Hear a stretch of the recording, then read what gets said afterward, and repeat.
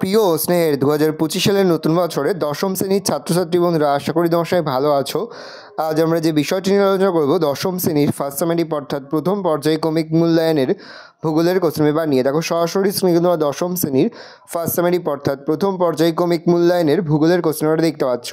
Full marks তোমাদের রয়েছে 40 আর সময় তোমাদের রয়েছে 1 ঘন্টা 20 মিনিট।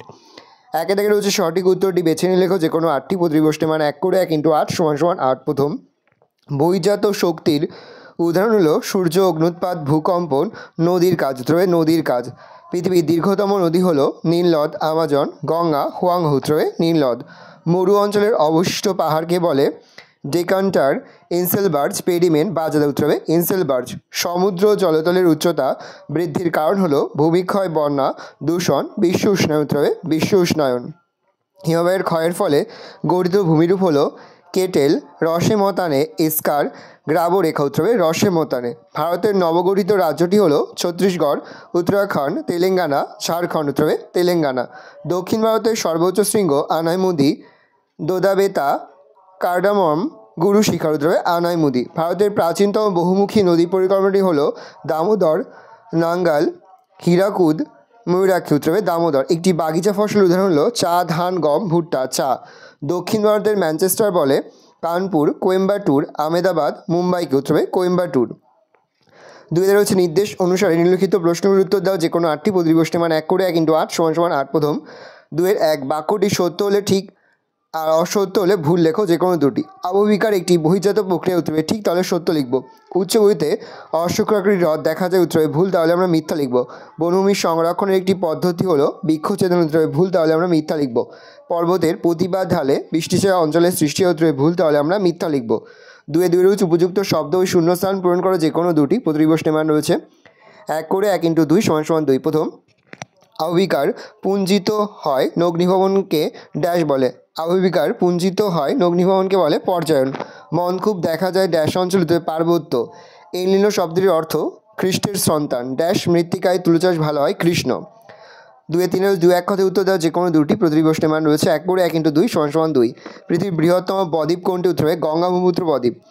দুটি নদীর মধ্যবর্তী ভূমিভাগে কী বলে? উত্তরে দোয়াব। ভারতের দীর্ঘতম হিমবাহের নাম কি? উত্তরে সিয়াচেন। পরের প্রশ্ন, কাকে পশ্চিমবঙ্গের দুঃখের নদ বলা হয়? উত্তরে দামোদর। পরে যে স্তম্ভ মেলাও, বাম দিকে রয়েছে পেনিপ্লেন, জনবহুল রাজ্য, আর ডান দিকে রয়েছে তামিলনাড়ু, ডেভিস, উত্তরপ্রদেশ। পেনিপ্লেন হবে ডেভিস আর জনবহুল রাজ্য উত্তরপ্রদেশ।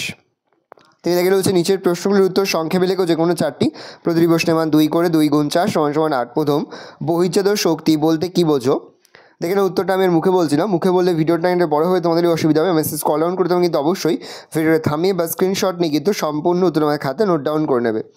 2 নম্বর প্রশ্ন, অশ্বক্ষাকৃতি হ্রদ বলতে কী বোঝো? 3 নম্বর, জলবিভাজিকা বলতে কী বোঝো? 4 নম্বর, প্লাবনভূমি কী? দেখে নাও। পরের প্রশ্ন, বহুমুখী নদী পরিকল্পনা বলতে কী বোঝো? পরের প্রশ্ন, ঝুম চাষ কী বা ঝুম চাষ কাকে বলে? পরের প্রশ্ন, মৌসুমি বিস্ফোরণ বলতে কী বোঝো? পরের প্রশ্ন, সার্ক কী বা সার্ক কাকে বলে? পরের 4 দাগে নিচের প্রশ্নগুলি সংক্ষেপে ব্যাখ্যা করো যে কোনো দুটি প্রশ্নের মান 3 করে 3 × 2 = 6। প্রথম, গিরিখাত ও ক্যানিয়নের মধ্যে পার্থক্য লেখো। দেখে নাও গিরিখাত ক্যানিয়নের পার্থক্য। পরের প্রশ্ন, মরুভূমি অঞ্চলে বায়ুর কাজের প্রাধান্য লাভের কারণ কী? কি পয়েন্ট করবে? বায়ুর অবাধ প্রবাহ। 2 দিন রাত্রির উষ্ণতার পার্থক্য। 4 বায়ুবাহিত বালিকণার সঙ্গে শিলার ঘর্ষণে। পরের প্রশ্ন, ভৌমজলের অতিরিক্ত ব্যবহারের প্রভাবগুলি সম্বন্ধে লেখো। দেখে নাও ভৌমজলের অতিরিক্ত ব্যবহারের প্রভাব 1-2 করে পরপর লেখা রয়েছে প্রভাবগুলো, তোমরা স্ক্রিনশট নিয়ে নাও চটাপট।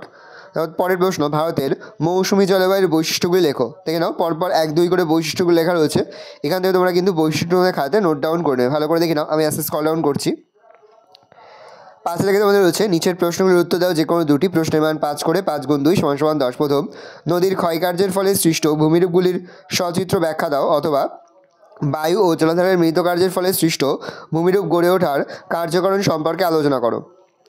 ভারতের জলবায়ু নিয়ন্ত্রণ নিয়ন্ত্রণগুলির ভূমিকা সংক্ষেপে আলোচনা করো। অথবা রয়েছে ভারতের উপকূলীয় শহরের সংক্ষিপ্ত পরিচয় দাও। ভালো করে দেখে নাও, এই রয়েছে টোটাল তোমাদের ফার্স্ট সামেটিভ অর্থাৎ প্রথম পর্যায়ক্রমিক মূল্যায়নের দশম শ্রেণীর ভূগোলের কোশ্চেন পেপার। ভালো কোশ্চেনটা দেখে নাও।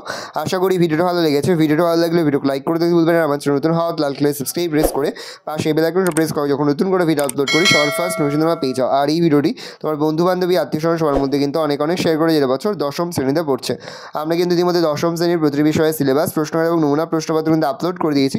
তুমি যদি এখনও পর্যন্ত সেই ভিডিওগুলো না দেখে থাকো, ভিডিওগুলো কিন্তু তাড়াতাড়ি দেখে নাও। তোমাদের সকলকে জানাই আগাম পরীক্ষার অনেক শুভেচ্ছা এবং অভিনন্দন। আশা করি সকলের পরীক্ষায় খুব ভালো হবে। তাহলে তোমার কোশ্চেনটা দেখে নাও।